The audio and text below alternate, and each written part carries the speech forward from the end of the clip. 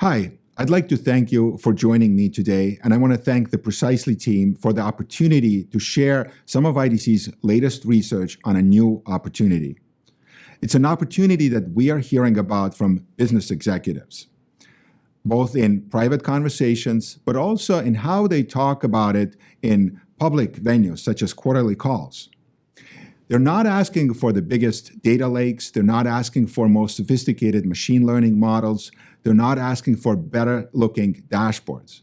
What they are asking for is how to accelerate decision velocity for their organizations. This is a monumental shift in the involvement of business executives in the topic of data, one that has been really dominated and controlled by the IT leadership in the past. It's a huge change, and I want to share some of IDC's research on how you can address this opportunity. And I know it's a topic that is relevant to everyone, because after all, everyone makes decisions. If there's one thing I know about all of you listening to us today, is that you've made some decisions today. Maybe they were mundane decisions. 1 cup of coffee or 2 cups of coffee, coffee or tea. Some of these decisions were probably more weightier. Maybe some were life-changing. Some of these decisions may have taken days or weeks to arrive at, and some may have taken just a few seconds. Perhaps something like this one.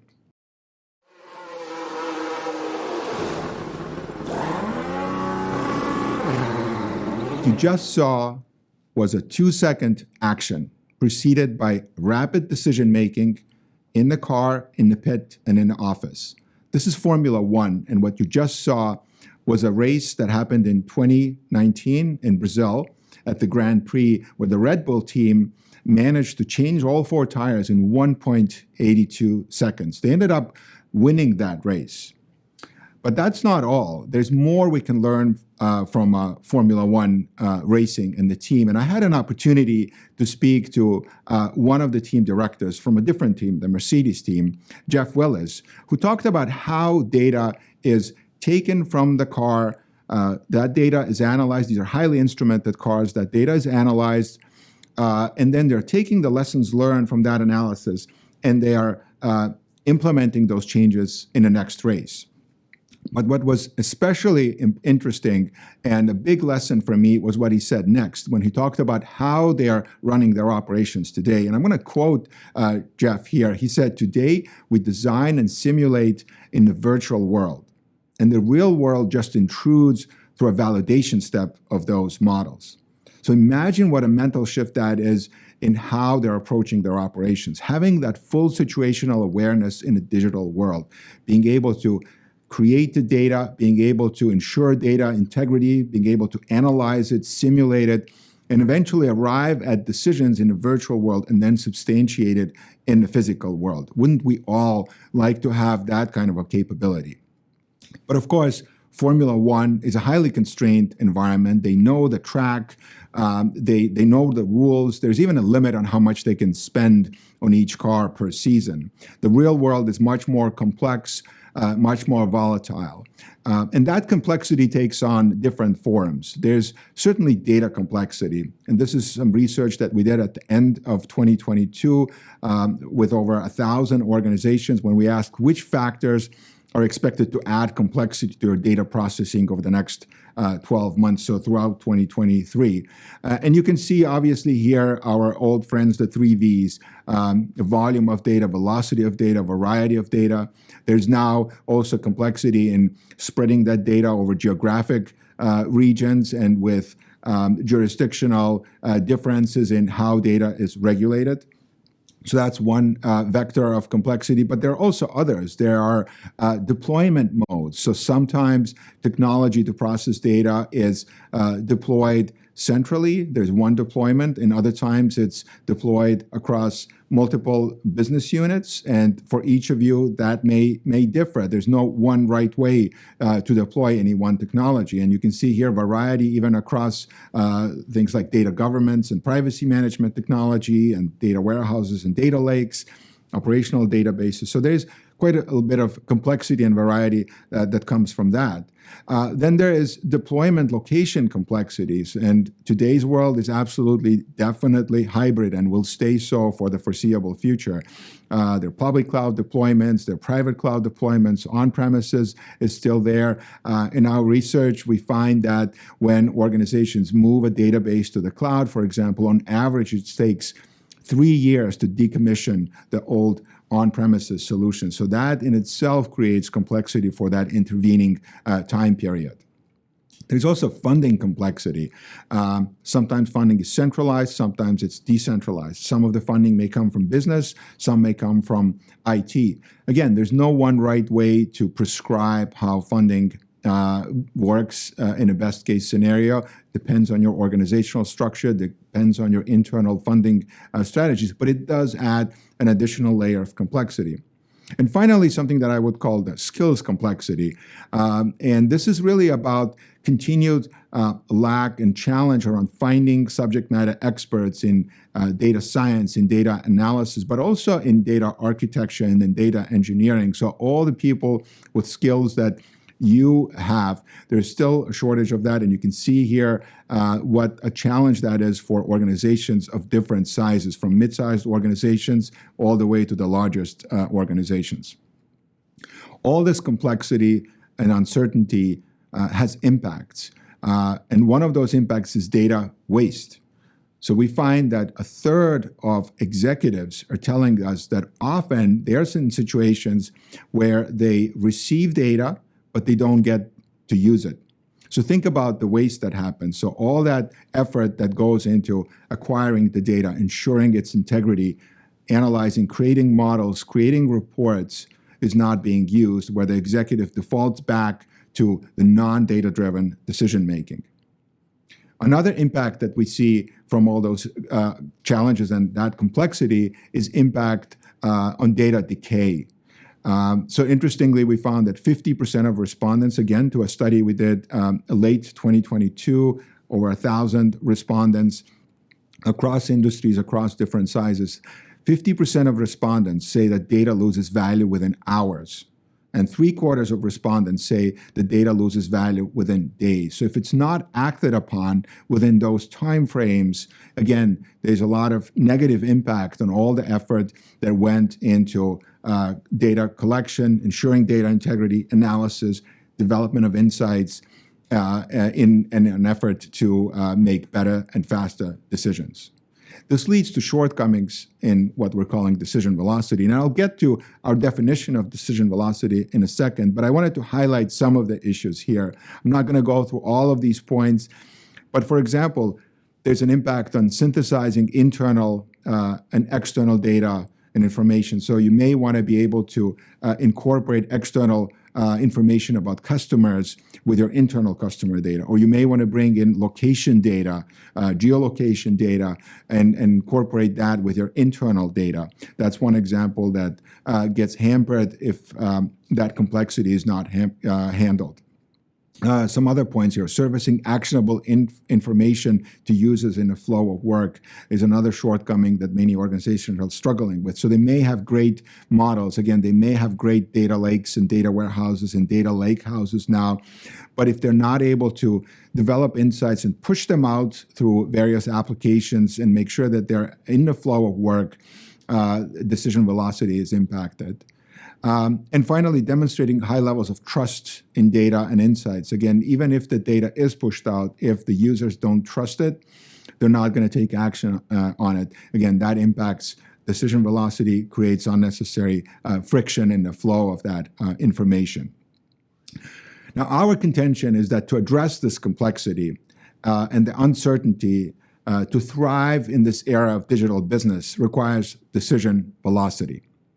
But first, to understand decision velocity, we need to understand what is decision making, because it is a process.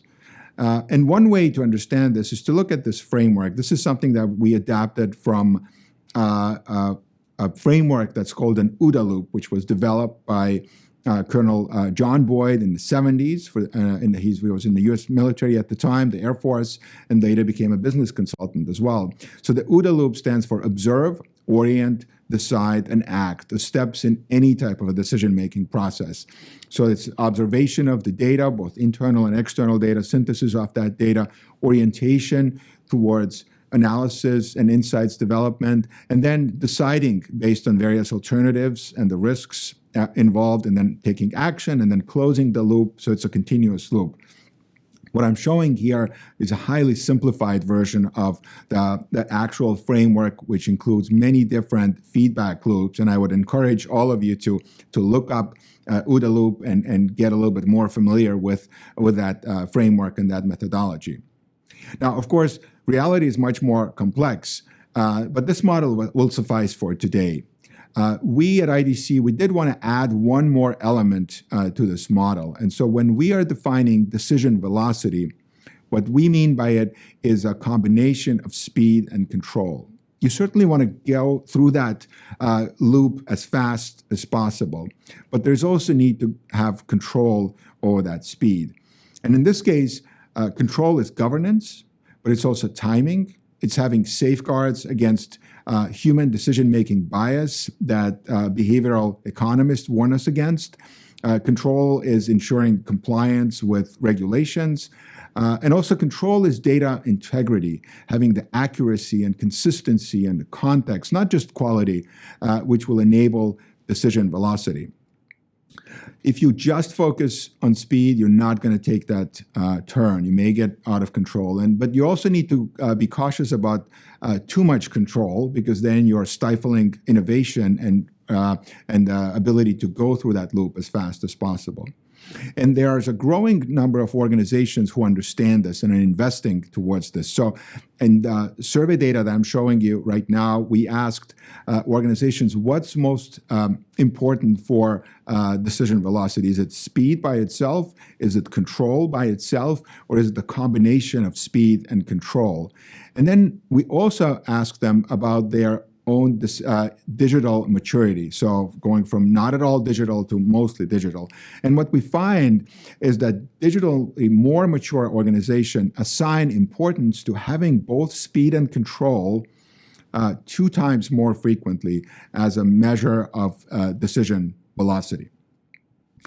But there's one more element I think we need to add into this conversation, because there are different decision types in most organizations. Even in Formula One, if we just extend that example, there are those pit stop decisions, that 2 seconds that it took to change the tires. And then there are decisions about the race plan itself. And then there may be higher level decisions about the driver selection. So identifying who the driver may be for the team for several years to come, and signing multi-million-dollar contracts with that driver. And this recognition is important in understanding the differences and the different requirements for the different decision types, both technical requirements as well as financial requirements. And we can abstract from this view to other businesses across industries. So when we look at decision types, there are some situational decisions. In IDC, we estimate that 13% of use cases require decisions to be made in seconds to support those situational decisions. And then there are scenario decisions. About 2/3 of use cases require decisions to be made in minutes or hours. And then there are portfolio decisions, kind of higher level decisions. About 20% of use cases require decisions to be made in days, and sometimes that could extend into weeks or even months, let's say, when you're talking about a merger and acquisition or entry into a new country with your products and services. One example from financial services across these 3 types would be, for example, blocking a suspected fraudulent transaction. That would be an example of a situational decision. Scenario decision could be approving a simple loan, for example. It could take hours in certain circumstances. And then a portfolio decision could be maybe a decision to hire a chief risk officer for the organization. That would be a higher level decision. And you can imagine similar types of decisions across industries in your organizations, across business processes. So every organization would have certain decisions that fall into each of those 3 categories. Now, I highlighted earlier all the challenges and the complexity, but that was not to scare anyone off. The case I'm making is for the opportunity, for the impact that all of you as data professionals can amplify. It's really a call to action, and progress is already being made by some amongst you. And we can see that progress even from the priorities that organizations are setting, which again, in the early part of the year, when we looked at what those priorities are for 2023, we can see here at the top, most frequently mentioned was data security. Now, every study we make has data security at the top. You cannot function in today's digital world without a focus in data security.